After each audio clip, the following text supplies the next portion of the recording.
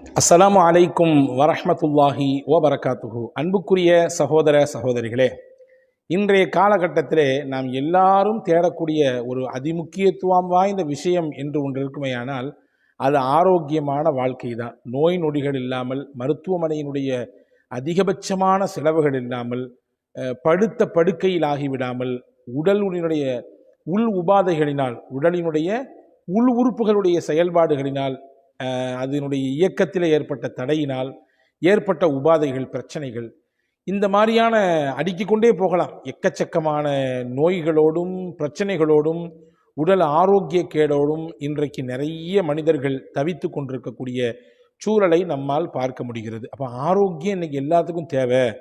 எல்லாரும் துவா செய்ய சொல்கிறார்கள், ஆரோக்கியத்துக்காண்டி துவா செய்யுங்க, இந்தந்த மாதிரி நோய் இருக்குது, இந்த மாதிரி கஷ்டத்தில் இருக்கேன், என் மருத்துவ செலவு இவ்வளோ இருக்குது என்றெல்லாம் நான் சில விஷயங்களை கேள்விப்படுகிறேன். என்ன நான் மட்டுமல்ல, எக்கச்சக்கமான இமாம்களிடத்தில் இப்படியான ஒரு கோரிக்கையோடு துவாக்கள் வருவதை பார்க்க முடிகிறது இல்லையா? இந்த காணொளியிலே நான் ஒரு முக்கியமான துவாவை சொல்லித்தரப்போகிறேன். முகமது ரசூலுல்லாஹி ஸல்லல்லாஹு அலைஹி வஸல்லம் அவர்கள் தினசரி ஓதிய துவா. இந்த துவாவினுடைய பரக்கத்தினாலே நிச்சயமாக அல்லாஹ் நமக்கும் ஆரோக்கியத்தை தருவான். என்ன துவா, எப்பொழுது ஓத வேண்டும், அதை எப்படி எத்தனை முறை ஓத வேண்டும் என்பதையெல்லாம் காணொளிக்கு உள்ளே நிறைவாக தருகிறோம். இன்ஷா அல்லாஹ் முழுமையாக இதை பாருங்கள், சிறந்த பலன் உங்களுக்கு கிடைக்கும் என்று நான் நம்புகிறேன். அன்பான சகோதர சகோதரிகளே, பொதுவாகவே முஹம்மது ஸல்லல்லாஹு அலைஹி வஸல்லம் அவர்கள் சொன்னார்கள், ஒரு மனிதனுக்கு ஈமானுக்கு பிறகு கிடைக்கப்பட்ட பெரிய பொக்கிஷம் என்ன அப்படின்னு கேட்டிங்கன்னா ஆரோக்கியம் தான் அப்படின்னாங்க ஸல்லல்லாஹு அலைஹி வஸல்லம். ஆமாம் தானே? உலகத்தில் காசு, பணம், செல்வாக்கு, வசதி எல்லாத்தையும் சம்பாதிச்சிடலாம். ஆனால் எல்லாத்தையும் சம்பாதிச்சு வச்சதுக்கு பின்னாடி அதை அனுபவிக்கிறதுக்கு நமக்கு ஆரோக்கியம் இல்லைன்னா என்ன புண்ணியம்? எல்லாம் இருக்குது ஆனால் எதையுமே தொட்டு பார்க்கக்கூடாது. எல்லாம் இருக்குது ஆனால் எதுக்கு பக்கத்துலேயும் போகக்கூடாது. எல்லாம் இருக்குது, அதை நீங்கள் மோந்து கூட பார்க்கக்கூடாதுங்க. அப்படின்ற ஒரு நிலையில் நம்முடைய உடல் கண்டிஷன் இருந்துச்சுன்னா எல்லாம் இருந்து என்ன புண்ணியம் இல்லையா? அப்போ அன்பான சகோதரர்களை, நிறைய நபர்களுக்கு ஆரோக்கியத்தை பற்றி உண்டான ஒரு அவேர்னஸே இல்லை. சொல்லப்போனால் அந்த ஆரோக்கியத்தை இழந்ததற்கு பிறகுதான், ஆஹா இப்படி செஞ்சிட்டோமே, இந்த மாதிரிலாம் செய்யக்கூடாதுன்னு சொன்னாங்களே செஞ்சிட்டோமே, இப்போ தவிச்சுக்கிட்டு இருக்கிறோமே அப்படின்ற மாதிரியான ஒரு நிலைப்பாட்டுக்கு வர்றாங்க. இப்ராஹிம் பின் அதுகம் ரதியல்லாஹு அன்ஹு என்று சொல்லக்கூடிய ஒரு சிறந்த இறைநேச பெருமகனார், அவங்க சொன்னாங்க, பொதுவாகவே எப்போ மனுஷனுக்கு அருள் புரியும்னா, எப்போ அல்லாஹ் நம் மீது வழங்கியிருக்கக்கூடிய அந்த அருள் கிருபை ஒருத்தனுக்கு விளங்கும்னா அதனுடைய ஆப்போசிட்டை பார்க்கும்போது தான் புரியும்னாங்க. ஒரு விஷயத்தினுடைய ஆப்போசிட்டை பார்த்தா தான் உனக்கு அல்லாஹ் எவ்வளோ பெரிய கிஃப்டை கொடுத்துருக்கான், எவ்வளோ பெரிய சிறப்பை கொடுத்துருக்கான், எவ்வளோ பெரிய அருளை நீ சுவைச்சிக்கிட்டு இருக்கன்றது புரியும். உதாரணமாக சொல்கிறேனே, வெயிலில் நின்னாதான் அதுக்கு நேர் ஆப்போசிட் என்ன, நிழலினுடைய அருமை தெரியும் இல்லையா? கோடை காலத்துக்கு வந்தாதான் மழையினுடைய அருமை நம்மிலே பலருக்கு தெரிகிறது இல்லையா? அதே மாதிரி இழப்புக்கு வந்தாதான், இழப்பின் சமயத்தில் தான் நம்ம லாபகமாக இருக்கும் பொழுது ஏற்பட்ட நிலைப்பாட்டினுடைய உண்மைத்தன்மை நிறைய நபர்களுக்கு புரிய வருது. அதே மாதிரி தான் நோயினுடைய வாசலுக்கு வந்தாதான் ஆரோக்கியத்தினுடைய அந்த விலை மதிப்பற்ற சூழல் நமக்கு புரிகிறது. எனவே அன்பான சகோதரர்களே, நாம் ஆரோக்கியத்தை இழந்து விட்டோமே, இப்படி ஒரு நோயில் இருக்கிறோமே, இப்படியான ஒரு மருத்துவ செலவோடு டெய்லி கடந்து போராடிட்டு இருக்கிறோமே, இதுக்கெல்லாம் ஒரு விடிவு காலமே வராதா? இதுக்கெல்லாம் நமக்கு ஒரு சரியான ரூட்டே கிடைக்காதா என்பன போன்ற அந்த அவநம்பிக்கையோடு இருப்பதை முதலில் நீங்கள் கைவிடுங்கள். நிச்சயம் எல்லாத்துக்கும் தீர்வு இருக்கு. தீர்வு இல்லாமல் இல்லை. ரசூலுல்லாஹ் சொன்னாங்க, எந்த ஒரு நோயாக இருந்தாலும் அதற்கும் அல்லாஹ் ஒரு மருந்தை வைத்திருக்கிறான். மருந்தில்லாத நோய்களே இல்லை. எனவே எல்லா நோய்க்கும் மருந்துண்டு என்று நம்புங்கள். வெளியிலிருந்து உட்கொள்ளக்கூடிய மருந்துகள் எப்படி அவசியமோ அதே போன்றுதான் ஆன்மீக மருந்தும் அவசியம். நம்முடைய மனதிற்கு, நம்முடைய திடமான உறுதியான எண்ணத்திற்கு, நம்முடைய தன்னம்பிக்கைக்கு, இறை நம்பிக்கைக்கான ஒரு மருந்து தான் ஆன்மீக மருந்து. அது குர்ஆனும் முஹம்மது நபி ஸல்லல்லாஹு அலைஹி வஸல்லம் அவர்கள் கற்றுத்தந்தது. அதை தான் இன்றைக்கு நான் சொல்லித்தரப் போகிறேன். பெருமானா ஸல்லல்லாஹு அலைஹி வஸல்லம் அவர்கள் தினசரி ஓதுவார்கள் ஒரு துவாவை. ஹதீஸிலே வந்திருக்கிறது, அபூதாவுதிலே இந்த ஹதீஸ் இடம்பெற்றிருக்கிறது, அதே மாதிரி அஹமது ஷரீஃபிலே இந்த ஹதீஸ் இடம்பெற்றிருக்கிறது. ரசூலுல்லாஹி ஸல்லல்லாஹு அலைஹி வஸல்லம் காலையிலும் மாலையிலும் 3 தடவை இந்த துவாவை ஓதுவார்கள். நீங்கள் கவனிச்சுக்கணும், நோயாளிகளாக இருக்கக்கூடியவங்களும் சரி, பிரச்சனையோடு இருக்கிறேன், இந்த மாதிரியான ஒரு அறுவை சிகிச்சை இருக்குது, அல்லது இந்த குறிப்பிட்ட நோயில் நாள்பட்ட நோயில் நான் கடந்து நொந்துக்கிட்டு இருக்கிறேன், வலியோடும் வேதனையோடும் புறக்கணிப்புகளோடும், ரொம்ப பெரிய வலி அது. நம்மளை புறக்கணிக்கிற ஒரு சூழல் இருக்குது, அது பெரிய வலியை தரும். இப்படி பல புறக்கணிப்புகளையும் வலிகளையும் வேதனைகளையும் இந்த வாழ்க்கையில் நான் சந்திச்சுக்கிட்டு இருக்கிறேன்.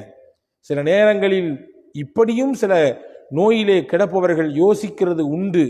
ஆனால் அந்த யோசனை சரியானதுன்னு நான் சொல்ல மாட்டேன். இப்படி கடந்து துளைகிறதுக்கு போய் சேர்ந்துடலாமே, மொத்தமாக அல்லாட்ட போய் சேர்ந்துடலாமேன்னா நினைக்கிறது உண்டு. ஆனால் அப்படி நினைக்கக்கூடாது. அதை நான் ஆதரிக்கவில்லை.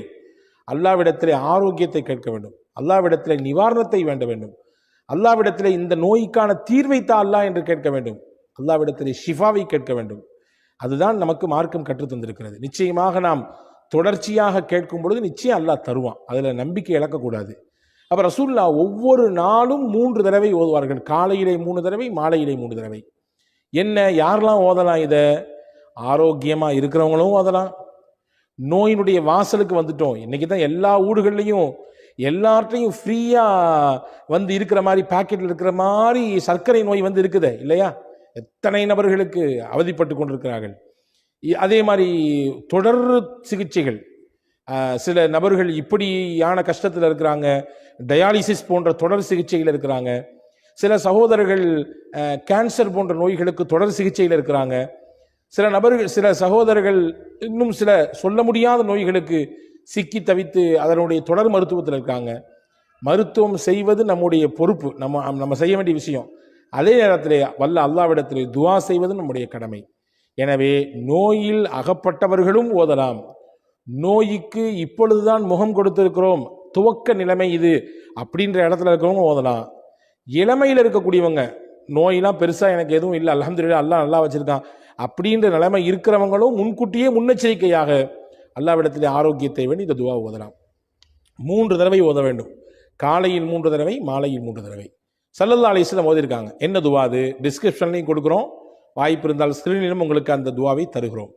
அல்லாஹும்ம ஆஃபினி ஃபீ பதனி, அல்லாஹும்ம ஆஃபினி ஃபீ சம்இ, அல்லாஹும்ம ஆஃபினி ஃபீ பஸரி, லா இலாஹ இல்லா அன்த.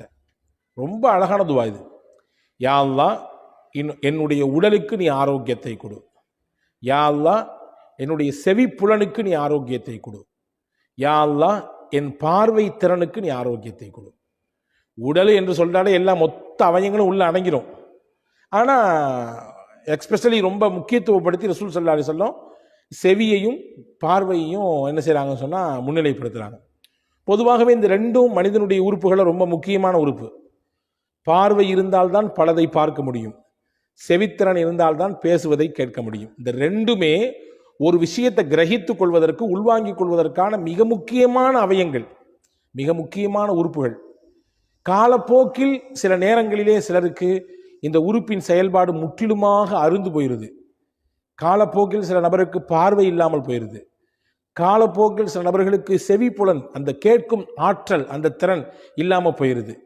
எனவே அதை முக்கியத்துவம் படுத்தி ரசூல் ஸல்லல்லாஹு அலைஹி வஸல்லம், யா அல்லாஹ், என் உடம்புக்கு நீ ஆரோக்கியத்தை தரணும், என்னுடைய பார்வைக்கும் என்னுடைய செவிப்புலனுக்கும் நீ கொடுக்கணும்னு கேட்டாங்க. லா இலாஹ இல்லா அன்த, உன்னை தவிர வணங்குவதற்கு தகுதியானவன் யாருமே இல்லை. இந்த துவாவை ரசூலுல்லாஹ் என்ன செய்வாங்களாமா, டெய்லி காலையில் 3 தடவை ஓதுவாங்களாம், மாலையில் 3 தடவை ஓதுவாங்களாம். இந்த துவாவை பற்றி எழுதும் பொழுது பெருமக்கள் சொல்றாங்க, யார் இதே நம்பிக்கையோடு, ரசூலுல்லாஹ்வுடைய பரக்கத்தான நாவிலிருந்து வந்த துவா இது, ரசூலுல்லாஹி ஸல்லல்லாஹு அலைஹி வஸல்லமுடைய திருநாவினால் தினசரி மொழியப்பட்ட ஓதப்பட்ட துவா இது. அந்த நம்பிக்கையில், அந்த யகீனோடு எவர் ஒருவர் இந்த துவாவை தினசரி 3 முறை, காலையிலும் 3 முறை, மாலையிலும் ஓதி வருகிறாரோ, நிச்சயமாக அல்லாஹ் அவருக்கு ஏற்படுத்தி இருக்கக்கூடிய அந்த சுகவீனத்திலிருந்து மாற்றத்தை தருவான்.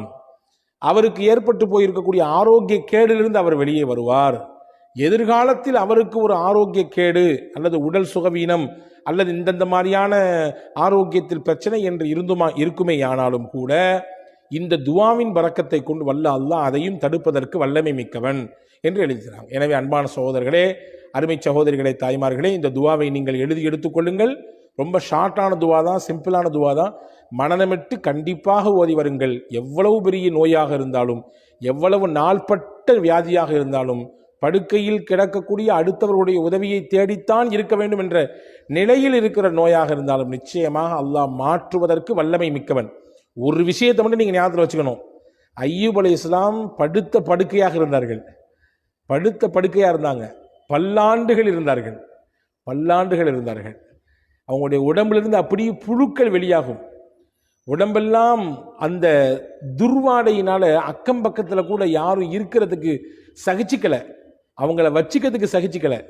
ஊரை விட்டு வெளியே அனுப்பிட்டாங்க. அவுட்டரில் போய் நீங்கள் இருங்கன்னு சொன்னாங்க. அவ்வளவு நோய். அப்போ நீங்கள் பார்த்துங்க, அதை மாதிரிலாம் நமக்கு எல்லாம் நோய் தரலையே. ஊரை விட்டு ஒதுக்கி வைக்கிற அளவுக்கு, வீட்டை விட்டு வெளியே போங்கடா, உங்கள் கூட நாங்கள் யாருமே குடும்பம் நடத்த மாட்டோம் சொல்லி மனைவிமார்கள்லாம் கூட ஓடிட்டாங்க, ரஹீம் மாமாவை தவிர. சொந்த பந்தம் யாரும் பக்கத்தில் வரல. அந்த மாதிரியான நோயெல்லாம் நமக்கு இல்லையே. அப்படி நோயில இருந்த சமயத்திலும் கூட நம்பிக்கை இழக்காமல், மனம் தளராமல், இந்த வார்த்தை நல்லா கவனிக்கணும், மனம் தளராமல், இறைவனின் மீது இருக்கக்கூடிய நம்பிக்கையை இழக்காமல் போராடினாங்க. வாழ்க்கைன்னா போராடணுங்க. போராடி இருந்தால்தான் நம்மிடத்தில் இருக்கக்கூடிய அந்த எதிர்ப்பு சக்தி அணு இருக்குதுல்ல, அது வீரியம் பெறும். எப்போ ஒருத்தருக்கு போராட்ட குணம் இல்லையோ அவர்கிட்ட இருக்கக்கூடிய அந்த எதிர்ப்பு சக்தி ஆற்றல் இருக்க குறைஞ்சு போயிடும். போராடணும், எல்லாத்தோடும் போராடணும். போராடத்தான் நம்முடைய இரத்தத்தில் இருக்கக்கூடிய அந்த சிகப்பணுக்களுடைய ஆற்றல் பெருகும் இல்லையா?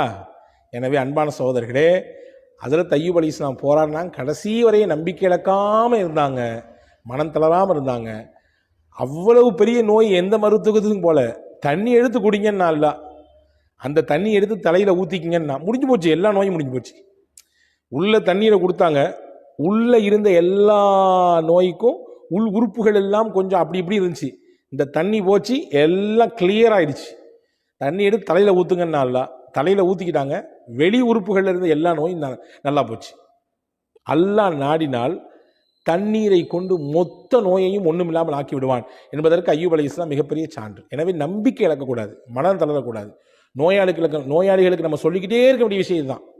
ஏன்னா நோய் வாய்ப்பட சமயத்தில் அதுதான் இழந்துருவாங்க, அதுதான் அவங்கள்ட்ட இருந்து போயிடும்.